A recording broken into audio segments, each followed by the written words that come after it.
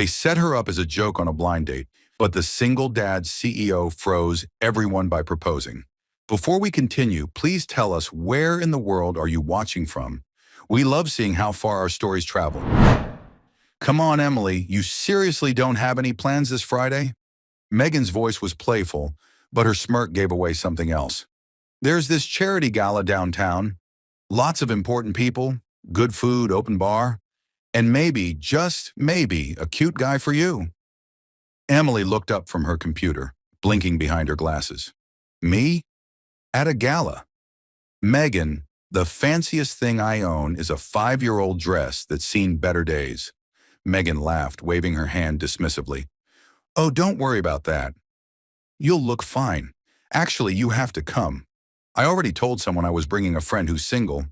A blind date kind of thing. Emily's stomach twisted. A blind date? Megan, why would you? Relax, Megan interrupted, leaning against her desk. You'll thank me later.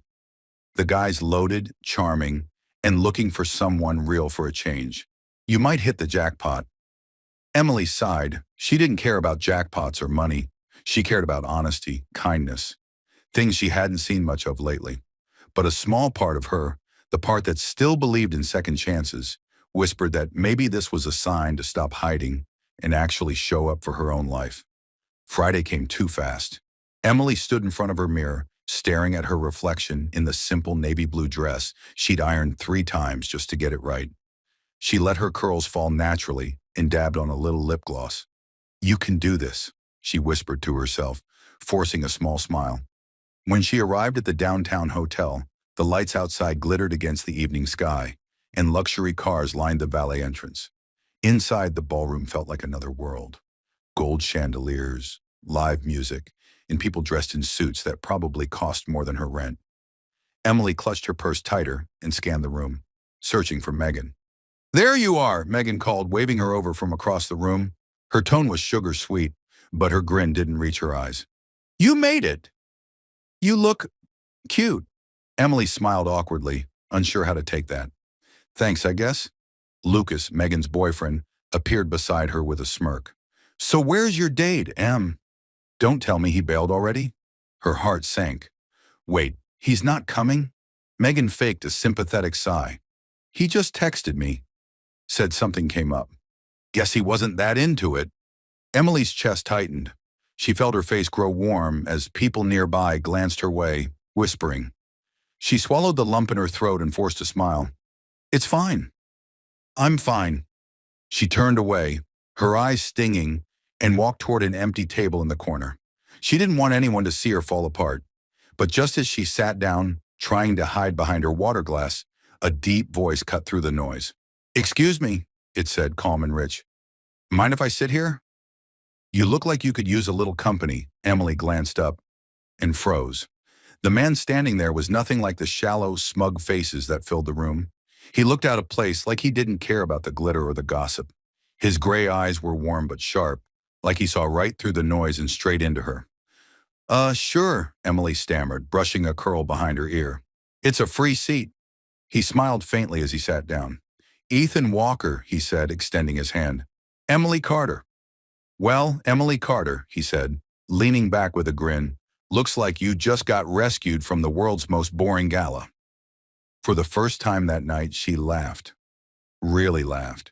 What she didn't know was that the man sitting across from her wasn't just some random guest trying to make small talk. He was a single dad, a billionaire CEO, and soon, the man who would turn her world upside down.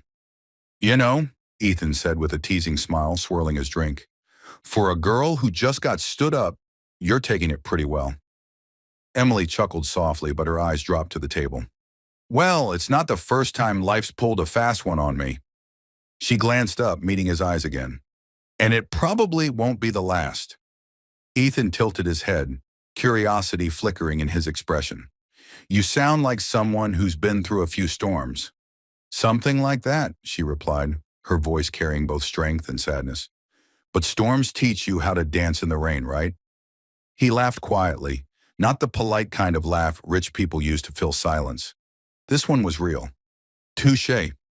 Across the room, Megan and Lucas were whispering and snickering, clearly enjoying their little setup.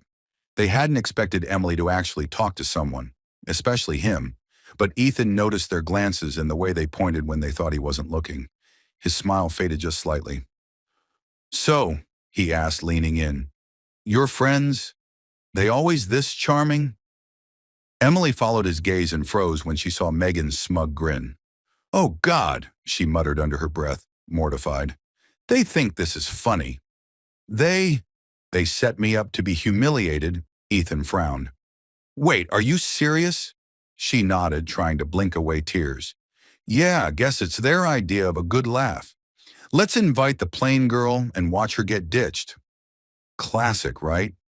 She tried to smile, but it didn't reach her eyes this time. Something in Ethan's chest twisted. He'd been surrounded by people his whole life. People who smiled at his money, not his heart. But there was something about Emily's quiet dignity, the way she kept her head high even when the world tried to push her down, that hit him harder than he expected. "Well," he said softly, setting down his glass, "their joke's over. Because they just handed me the best company in the room." Her brows lifted. "You don't have to say that." "I'm not saying it to be nice," he replied. "I'm saying it because it's true." For a while, they just talked, really talked, about small things at first: her favorite coffee place, his daughter's obsession with dinosaurs, the ridiculousness of traffic in the city. But as the conversation flowed, it stopped feeling like a chance encounter. It started feeling like two people who'd been waiting their whole lives for someone who actually listened. When the music slowed, Ethan stood and extended his hand. "Come on," he said with a grin. "Let's give them something to really whisper about." Emily hesitated, glancing at the crowd. "I don't dance." He leaned closer, his voice low. "Neither do I. Guess we'll both look stupid together." She couldn't help it. She laughed, took his hand, and stepped onto the dance floor. And in that moment, the world around her faded. The laughter, the stares, the whispers, none of it mattered anymore. What she didn't realize was that Ethan had already made a silent promise to himself. That no one, not ever again, would make her feel small. Because while she thought she was just a girl stuck in a cruel prank, Ethan Walker knew she was about to change his entire life. When the song ended, Emily tried to step back, but Ethan didn't let go right away. His thumb brushed against her hand, just long enough to make her heart skip. "You're better than you think," he said softly, almost teasing. "For someone who doesn't dance." She smiled, breathless. "You're not so bad yourself, Mr. Stranger." He grinned. "Ethan." "My name's Ethan Emily," she replied, shaking his hand like they hadn't just shared a slow dance under soft jazz lights. But then, as she looked around, the laughter from her so-called friends cut through the warmth of the moment. Megan smirked, whispering something to Lucas before snapping a photo of Emily and Ethan together. Emily's chest tightened. "I should go," she muttered, pulling away. "Wait," Ethan said, his tone shifting, gentle but firm. "Don't let them ruin your night. They don't deserve that kind of power." She stopped, her back still turned. "You don't get it," she said quietly. "When you're the joke, you don't fight it. You just leave before it gets worse." Ethan looked at her, really looked at her. There was something raw in her voice, something that reminded him of the nights he'd spent alone after his wife's death, pretending everything was fine for the sake of his daughter. He wanted to tell her she wasn't the joke, but the words caught in his throat. Instead, he said the only thing that came to mind. "Can I walk you out?" She hesitated for a long second, then nodded. They walked through the restaurant together, silent except for the quiet hum of conversations around them. When they reached the door, the cold evening air hit them both. She crossed her arms, shivering slightly. Without thinking, Ethan shrugged off his coat and placed it over her shoulders. "You don't have to." "I know," he said, cutting her off softly. "I wanted to." She looked up at him, eyes glistening under the streetlight. "You're too kind for a guy sitting alone in a fancy restaurant." He smiled faintly. "And you're too strong for someone who thinks she's invisible." For a moment, neither spoke. The city buzzed around them. Car horns, laughter, footsteps echoing down wet pavement. But they stood there, suspended in a silence that felt almost sacred. Then a black SUV pulled up to the curb. A man in a suit stepped out and opened the back door. "Mr. Walker," he said politely, "your car is ready." Emily blinked, confusion flashing across her face. "Mr. Walker?" she repeated. Ethan's jaw tightened. "Yeah, that's, me." The driver nodded toward him, clearly waiting. Ethan sighed and rubbed the back of his neck. "Guess this ruins the whole ordinary guy act, huh?" Her eyes widened. "Wait, Ethan Walker? As in Walker Industries?" He looked down, suddenly awkward. "Yeah, but—" She stepped back, shaking her head. "Oh my God, I can't believe this. I just danced with a billionaire." "Hey," he said quickly, taking a small step forward. "Don't let that change anything." "It's still me," but Emily just laughed, a soft, disbelieving laugh that hurt more than it should have. "Yeah, sure. You're you. And I'm the girl who was supposed to be a punchline tonight. Let's not pretend we live in the same world." Before he could say another word, she slipped out of his coat, handed it back, and walked down the street without looking back. Ethan stood there, the city lights reflecting off the wet asphalt, watching her silhouette disappear into the night. He'd spent years building an empire that gave him everything: power, status, control. Yet somehow in one evening, a waitress with tired eyes and a broken heart had made him feel more human than he had in years. And as his driver quietly said, "Sir, shall we go?" Ethan whispered almost to himself, "Not yet." Because for the first time in a long time, Ethan Walker didn't want to go back to his world. He wanted to find hers. 3 weeks had passed since that night. 3 painfully long weeks. Ethan Walker had closed multi-million-dollar deals faster than it took him to sign a dinner bill. But somehow, finding one ordinary girl in a city of millions felt impossible. Every morning, his assistant handed him folders, partnership offers, contracts, investor briefs. But his mind was stuck replaying a single image. Emily's eyes under that streetlight, hurt but defiant, as she walked away. He'd told himself to forget her. CEOs didn't chase strangers. They didn't lose sleep over women they'd met once. But every time he saw a coffee shop waitress smile or heard soft laughter at a restaurant, he looked up, just in case. One Friday morning, fate finally decided to play its hand. Ethan had an early breakfast meeting at a small family diner, the kind of place that smelled like fresh waffles and burnt coffee. He liked that, the simplicity, the realness of it. As he stepped inside, his phone buzzed. He ignored it, but then through the low chatter and clinking cups, he heard a familiar voice, a soft one, nervous but polite. "Good morning. Welcome to the blueberry table. Can I get you something to drink?" His head snapped up. There she was. Emily. Her hair was tied in a messy ponytail, and her apron had the restaurant's logo stitched across the front. She looked tired, maybe a little thinner, but still had that quiet spark, the kind that drew him in without trying. For a second, Ethan froze. What did you even say to the woman who made you feel alive again, then vanished? "Coffee," he finally said, his voice lower than usual. "Black, please." Emily glanced up, and froze too. Their eyes met, and for a moment, the world just stopped. She blinked, disbelief flashing across her face. "Mr. Walker?" "Ethan," he corrected softly. "Please, just Ethan." Her lips parted like she wanted to say something, but she quickly caught herself and nodded. "Right. Ethan. Coffee. Got it." She spun around and hurried toward the counter like her life depended on it. He watched her go, a small, amused smile tugging at the corner of his mouth. She hadn't changed, still nervous, still unfiltered, still real in a world full of people pretending to be perfect. When she came back, she set the cup down carefully, avoiding eye contact. "You shouldn't be here," she said under her breath. He leaned forward slightly. "Why not?" "Because this is my world," she said quietly, her voice trembling, "and people like you don't belong here." He chuckled softly but not mockingly. "Funny, I was just thinking the opposite." She frowned. "What do you mean?" "I mean," he said, his tone softer now, "that this is exactly where I should have been all along." "Somewhere real." She didn't answer, just stared at him for a long moment before walking away. But Ethan wasn't the kind of man to quit. not when something mattered. After breakfast, he left a generous tip, way too generous, and a small note folded under the receipt. You once told me I don't belong in your world, but maybe that's why I want to know it.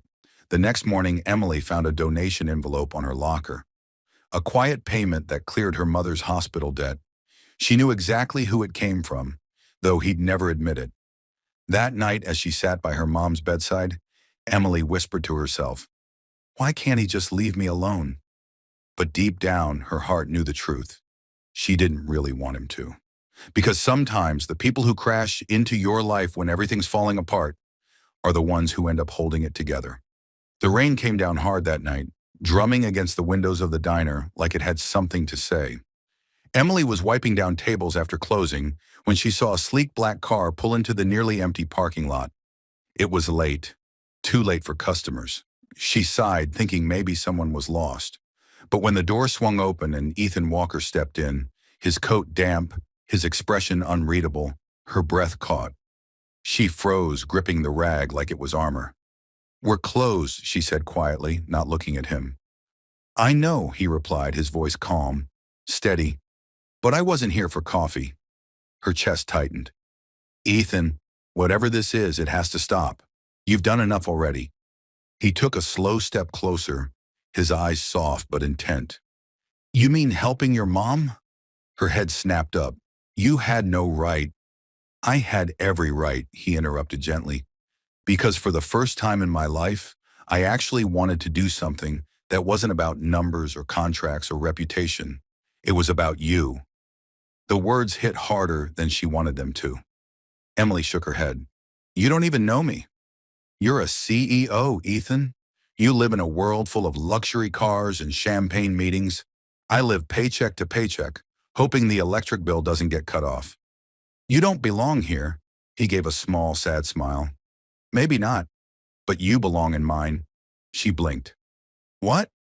"You think I'm here because I need to save someone," he said, his voice low, carrying the weight of truth. "But the truth is, you're the one who saved me, Emily." She didn't move, didn't breathe. The diner lights hummed above them, the only sound between words that felt too heavy to touch. He continued, stepping closer until his voice softened to a confession. "Before that night, I hadn't laughed in months. My life was perfect on paper, but empty as hell in reality. You reminded me what it felt like to care, to notice the small things again, the way you looked at that little girl in the restaurant like she mattered, the way you didn't flinch when you thought I was nobody. You saw people, Emily, not power, not status. People." Tears welled in her eyes, though she blinked them back quickly. "You don't understand. People like me don't end up with people like you." "Then let's stop being people like us," he said softly, taking one more step until he stood just a few feet away. "Let's just be two broken souls trying to figure it out together." For the first time, she didn't look away. Her defenses, her sarcasm, her fear, all of it fell away under the weight of his words. He reached into his coat and pulled out a small paper bag. Inside was a worn-out book, The Little Prince. She frowned, confused. "You left this on your table that night," he said. "I figured you might want it back." Emily took it carefully, her hands trembling. When she opened the cover, her breath hitched. Inside, written in his handwriting, were the words, "For Emily, who taught me that kindness doesn't need wealth, just courage." Her eyes met his, and this time, she didn't fight the tears. She let them fall. Ethan smiled faintly. "So, can we start over?" "Not as CEO and waitress. Just Ethan and Emily?" She hesitated, then nodded. Slowly, cautiously, but real. "Okay, Ethan." He exhaled, relief flashing across his face before he smiled. The kind of smile that felt genuine, rare. Outside, the rain finally stopped. The world was quiet, and for once, neither of them wanted to run. Because sometimes life doesn't give you the story you planned. It gives you the one you never knew you needed. Sometimes the right person walks into your life when everything feels like it's falling apart. And somehow, they become the reason it all starts to make sense again. If this journey touched your heart, Make sure to subscribe the channel so you never miss another story that stirs the soul. And before you leave, click on one of the videos on your screen, because every story we share holds another moment that might change the way you see love, family, and second chances.